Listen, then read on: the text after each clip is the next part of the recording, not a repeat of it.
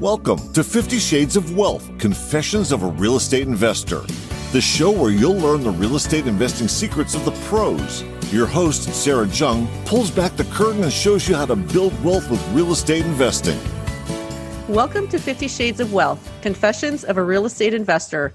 This is the show where we talk about the good, bad, and ugly when it comes to real estate investing, and we discuss strategies for building long-term wealth through education and personal growth. I'm your host, Sarah Jung, CEO and founder of Legacy Bloom Investments. And today, I want to talk about cost segregation, what it is, and how it benefits real estate investors. I'm really excited to have with us a special guest, Yonah Weiss, our cost segregation expert. Yonah is a powerhouse with property owners' tax savings. As business director at Madison SPECS, a national cost segregation leader, he has assisted clients in saving tens of millions of dollars on taxes through cost segregation. He has a background in teaching and a passion for real estate and helping others. He's also a real estate investor and the host of the new podcast, Yonahs Advice. That is such a great name, Yonah. Thanks for being on my show today. So let's talk a little bit about your background. I've known Yonah actually through social media. Yonah is all over social media, and he has just done a fabulous job just really educating the public on what cost segregation is and just doing a lot of different episodes on how investors can save all this money. So Yonah, welcome, and tell us a little bit about yourself and how did you get started and what made you interested in getting into cost segregation? Thanks so much, Sarah. It's a pleasure to join you, and I really appreciate you inviting me. Absolutely. This is a lot of fun. It's really my favorite thing to do in the world right now, besides for hanging out with my kids and is just podcasting, and it's a lot of fun. I appreciate you inviting me. A little bit about me. I guess you gave a great introduction there. My background is in teaching. In fact, I didn't really know much about real estate in general until about 5 years ago, when I decided, I want to do something else, and kind of looked around and found real estate was a great industry, a lot of opportunities, and that my belief was confirmed upon, entering in and networking and meeting tons of amazing people. But when I found this company that does cost segregation, Madison, they do a number of services, a really well-known commercial real estate company, especially on the East Coast. We're one of the biggest title agencies in the country and a lot of really great people. But what I found about cost segregation is that it really combines a lot of my skills and talents, which are teaching, right? Mm-hmm. And I found people don't know what the heck cost segregation is. So I find myself just having to explain it over and over again. And that has really kind of brought out this, like you said, on social media, I'm just going all over the place telling people about this because it's such an important topic and because it's one that most people don't understand because of the complexity. And simplifying it is kind of one of my skills. So that's been a lot of fun. Yeah. And I've watched a number of your videos, and actually, that's actually how I found it. I actually found you originally on YouTube. So, really? Yes. But it actually happens we have actually a lot of just kind of people in common in the industry. So what is cost segregation? So I didn't learn about cost segregation just until recently this year as well. And so I didn't even know really what it was. So tell us, what is it exactly? It's really an advanced form of depreciation, which means depreciation is a tax deduction that you get when you buy a property. Besides for your personal residence, any type of property you buy, investment property, you get to take a tax deduction called depreciation, which is based on the concept that things go down in value as time goes on. So the government is giving you an incentive to, deduct a small amount every year from your taxes because your building is losing money, right? Your investment is losing money when it's really not. So that's why I say it's based on that concept. Cost segregation is just an advanced form of that. Really what it is breaking down the property into different components that depreciate at a faster rate. So you can take larger tax deductions up front and earlier on, which increases your cash flow and is a great strategy to grow your real estate business. So when you say at a faster rate, it's accelerated at a faster rate. So for example, let's say that the standard depreciation schedule is 27 and a half years. So how quickly would it accelerate by doing a cost segregation study? That's correct. So what we're doing is breaking out different assets, and the IRS give different schedules for different categories of assets. The main one is, besides for the building, is what's called personal property. and that depreciates on a 5-year schedule. So all the stuff in your building that's not part of the structure, that can be, anything from appliances to furniture to, partitions and wall coverings and lighting and all kinds of stuff, right? All that stuff, the carpeting, even cabinets, the value of that stuff you can now take as a tax deduction, depreciate on a 5-year schedule, okay? And it's usually a significant amount. I mean, multifamily properties will be usually around 20% of your building can be in that category. And the other main category is called land improvements. So that's anything outside of your building, like pavement, landscaping, fencing, signage, any type of concrete, if you have a parking lot, anything like that. All the value of those assets, and I call them assets because it is. I mean, you have land, but on top of that land, you have a lot of stuff, and that all costs money. It costs money to pave the parking lot. All of that can now be depreciated on a 15-year schedule. So we're accelerating, to different schedules, to different amounts of time, but essentially front-loading a lot of that. And with the land improvements, how is land incorporated into that? Yeah, land itself does not depreciate, which means once you buy a property, you have to allocate a certain amount for land, the land value, and that's typically between 10 and 20%, although certain places like, California is much higher. I mean, a lot of times I've seen it up, 40, 50, 60% land value to properties, which is crazy. And only the remaining amounts can be depreciated. So let's say we take an apartment building, for example, and I don't know, and this is just kind of a hypothetical scenario, but let's just say we buy it for, let's say $1 million, and we're going to hold it, as an investor for, let's say 3, 4, 5 years. Would something like that make sense? Or is there kind of a price point where cost segregation makes sense and then a kind of a point where it doesn't make sense? Sure. I think it always makes sense, but there are certain, there's when it makes more sense than others, right?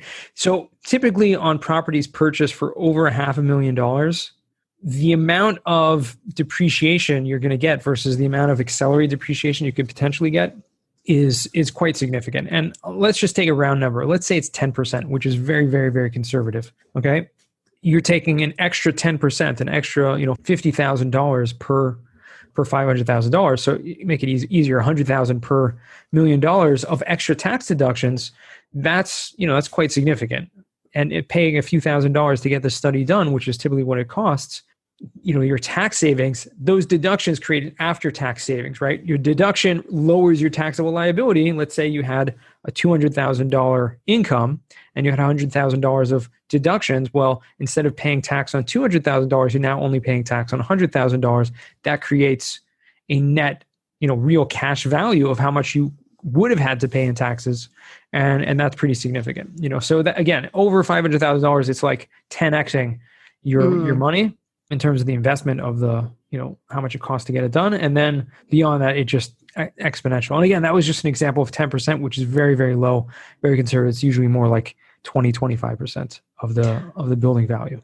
So your firm completes the study. What's the process of that? What does that look like? Do they actually send somebody out and actually look at the property, or how does that work? Yeah, it's actually requires an engineer to be involved in the study, which is why it's a tax thing, but accountants can't really do it because it requires this engineering component. You need to have someone that understands construction and also understands the tax code to know how to apply the findings. So yes, we have an engineer that will come to the property, although now with COVID and with the whole, hands off, everyone no one wants to see anyone, right? Or not even allowed to go out of your house in certain places, right? We're doing most of our work virtually now. So we're able to get, we call it the smart tour. And instead of sending our engineers to the property, we're able to have them do it remotely through a video with someone on site, a property manager or the owner or someone who can take them around, show them, take measurements, and et cetera. They come and create this very detailed report, which creates a new depreciation schedule. And so if we're closing escrow on an apartment building, for example, what would you need to actually conduct that study? What kind of documentation, or specifically, what would you need to get started? So the first thing we always do is run a free estimate. And so that's even before you close on the property, you can already get that to have an idea of what the tax savings are going to be. For that, we basically need a few, depending on what type of property it is. For multifamily, it's pretty simple. We usually need the purchase price. We'll need the address. And from the address, our engineers will find out things like square footage, number of units, when the year it was built, how much the square footage of the parking, if there is any of the whole property, et cetera. Unit breakdown, if there's 1 unit, 2 units, how much that breakdown. So those are the information we need, but usually just from the address itself, we can get that data. Okay. So we need the address, the purchase price, and then the closing date. And those so it three sounds pieces pretty of simple. information, pretty simple. Once we actually do the study itself, the only other thing we need, besides the engineer going to site, is just documents that will help to just corroborate our findings, which are like an appraisal and the closing statement, just to verify the facts. Sure. So all of that goes into your study. Because again, when you're doing anything that is tax related, and the IRS has a very detailed system of how you need to do a cost segregation study, and it needs to include all kinds of documentation in it as well. You're listening to 50 Shades of Wealth, Confessions of a Real Estate Investor. Want a free guide to behind-the-scenes secrets of real estate investing? Head on over to legacybloom.com and claim your free book today. And just for everybody listening, I just want to, just a really quick disclaimer here that we are not tax consultants. We are not CPAs. And so we would encourage everybody to consult with their own CPA or tax advisor.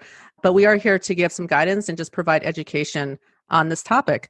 What types of assets can you do these studies on? So, we've been talking about multifamily. This has been kind of the focus with our multifamily, but what about other types of projects? Can you do it on things like storage units, trailer, mobile home parks? Is there anything that we can't do it on?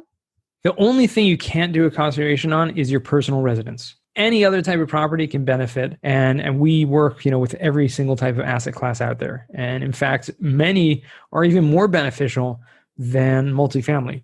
So Interesting. For example, mobile home parks are a great example of that because there's a lot of land improvements. If you remember like the landscaping and the pavement and all that, that's usually a lot in a mobile home park, especially if the owner doesn't actually own the homes, which is pretty common, that they just own the park and then the tenants own their own homes. And so you basically just own the land, and what's on top of the land is the concrete pads under each home and landscaping and roads. And that's all accelerated depreciation. It literally can be a huge tax deduction. Wow. That's interesting. I mean, a mobile home park, and I wouldn't think of something like that where we could, do cost segregation on. So that's interesting. And what about new construction? So let's say whether it's multifamily or, some other type of project, are you able to do cost segregation on new construction? And is that done once the buildings are actually completed? Yes. So you're correct in that the cost segregation or the depreciation in general starts once the building is completed, once it's called placed in service. So that's the time when it's rent ready. It doesn't necessarily have to have tenants in it already, but it's ready for tenants. So yes, new construction, you can do the cost segregation on as well, including the construction costs, and break those down to make sure you're getting the accelerated depreciation on that. And it's something that is not only for new construction, but also for renovations of an existing property. Because depreciation is established at the time of acquisition. When you buy a property, your purchase price establishes what your tax deduction is going to be for the 27 years. However, when you add more money into the building, capital improvements, you can now depreciate that amount of money. Okay. So if you spent $1 million in renovations, replacing everything, whatever, you can now depreciate that $1 million and break it down with the cost segregation method. Interesting. You work with a lot of different investors. Is there a kind of a investor that would be an ideal candidate to do cost segregation, or an ideal kind of project or property that cost segregation would work the best on? And I guess along with that question, is there, if somebody's going to hold on to the property for, let's say, 3 to 5 years versus somebody who's going to hold on to it for, let's say, 10 years, kind of what's the ideal profile for somebody to do this type of accelerated depreciation? I think the ideal profile is someone who's a real estate investor and a real estate professional. So there's two different things going on here. There's one that they're a real estate investor. What I mean by that is they're not just someone who bought one property and that's it. And they're planning on holding that one property for 10 years and then maybe selling it, maybe not.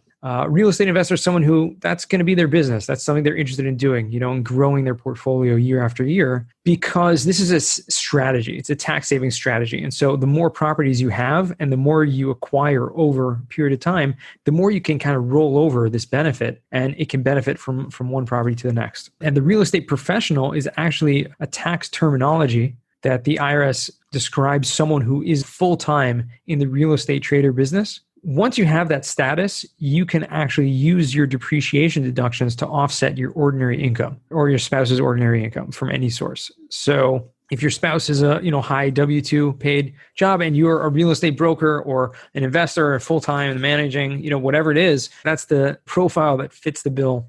So that'd be the ideal situation to get the maximum benefit. Yes. Interesting. Well, thanks for sharing that. I'm learning a lot. I always learn from you, so thank you. And it was interesting because cost segregation, we are actually closing on an apartment deal now, and we plan on doing cost segregation and passing that depreciation on to our investors. But before I got into multifamily, never even heard of cost segregation. So right. When it comes to single family investing, do you find that, is there any benefit to doing something like this for just having residential rental properties? Certainly. Yeah, it can be because, again, especially if you're a real estate investor or a real estate professional, you can get those benefits and you can use them to offset your other income. However, I will note that just like we said earlier on, that there's a certain price point where it makes more sense, right? Mm-hmm. Typically single family, and obviously maybe in California it's different, but right, you can have a single family that's $1 million, right?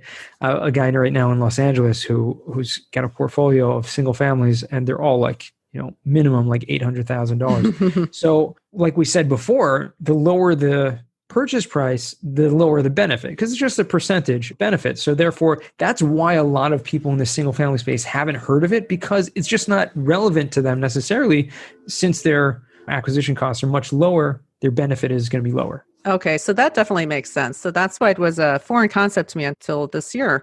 Yonah, I really appreciate the time that you spent with us so far. And I just want to pivot a little bit and just talk about you a little bit more personally. What do you think is the biggest kind of in your world? And you work with a lot of investors and all different types of, what do you think is one of the biggest kind of hurdles that investors are facing today? The biggest hurdle that investors face all the time today and any day, in my opinion, is really themselves. And that really goes for anyone who is trying to grow a business. You're the biggest obstacle to anything. And I really truly believe that your mindset and your ability to overcome challenges is what's going to be your biggest benefactor or obstacle. Well, I can definitely agree with that. And, on this podcast, we've had other shows where we've talked to people about, how people have overcome different challenges. But you're so right, because I think we get in our own way, and we're the ones who allow ourselves to get in our own way of our own success. So yeah. I definitely agree with you there. Our show here is, we do talk about confessions. We talk about confessions of real estate investors. And is there anything you'd like to share with us kind of from your side of things? Any confession you'd like to make to us that you think would be interesting or beneficial? I'll share something interesting, not as much of a confession as just something that's a little unknown perhaps. And so for some, it might be seen that way. So I actually I don't live in the United States. I live in Israel. And I work remotely for, the largest national company doing this. But I think it comes surprising to a lot of people because I'm so active. And, I travel a lot to the States regardless. And, I grew up in Southern California, so I'm American. But I'm living the dream of, working remotely from where I want to be. And so I think that's a surprise to a lot of people because it's not something I put out. It's not part of my, identity, my brand, like Sure. that everyone needs to know this about me. But it's a cool thing. No, that is. And, because I see you all over social media and you're such a huge presence. And I would have never thought that about you, that you actually lived outside the US. I actually thought that you lived somewhere in California. That's what I thought. So that's amazing how, social media and branding and marketing can work. Is like, you can really be anywhere in the world. And so I had no idea There you go. about that about you. So we're going to wrap up here. Any advice that you would give to our listeners or to any investors out there? Continue learning, I think, is the best advice. And I think listening to a podcast like this, you're already doing that. And the best way that I learn personally is by finding people that I want to be like or want to, emulate, and just spending time with them and just committing myself to, apprenticing them or just helping them out, doing whatever I can, because that's the way you learn the best, is by spending time with and following those people who've already done what you aspire to do. So find someone, if you have to pay them, if you have to offer them, services or whatever it is, it's worth it because you grow exponentially from that type of environment. I think that's great advice, Yonah. And by the way, Yonah has, I mentioned this earlier in the introduction, he has a podcast called Weiss Advice, right? Weiss Advice. So tell us about that. What do you talk about? It's really just conversations. Like, it's not an educational podcast per se, meaning we don't really cover topics on the podcast. I literally just have people that I already know. So it's like I have people in my network, which I'm very grateful to have incredible network of people. And I just want to talk, have conversations with the most successful people that I know and just ask them questions. And I think those conversations are really beneficial because you get an insider look at maybe people that you've heard of before, people that you know about. They may have been on tons of other podcasts talking about a specific topic, but you don't really get to know them so well. So I kind of like to think of Weiss Advice as more of like a talk show in a way where we're just having a conversation, and it's definitely educational because a lot comes out of that, but It's entertaining at the same time. I'll definitely have to check that out. Yonah, how can our listeners reach you? Best way to find me is LinkedIn. I'm very active on that platform, if you wouldn't have guessed. And you can go to my website, YonahWeiss.com, and you can find everything you need to know about there, including cost segregation. That's awesome. So anybody that's interested in cost segregation, contact Yonah. He really is the expert. You can reach him on his website and also check out his podcast. Actually, that's something I'm going to do because was that just recently launched, Yonah? I launched it 5 months ago. So we launched back in May, June, and it's still relatively new. I'm still definitely learning the ins and outs of it, but it's a lot of fun. That's awesome. Well, definitely check it out. Well, thank you so much again for your time, your expertise. I super appreciate it. And for you listeners, if anyone is interested in learning more about passively investing in multifamily real estate, please visit my website at www.legacybloom.com. Until next time, thank you. Thanks for listening to 50 Shades of Wealth, Confessions of a Real Estate Investor with Sarah Jung.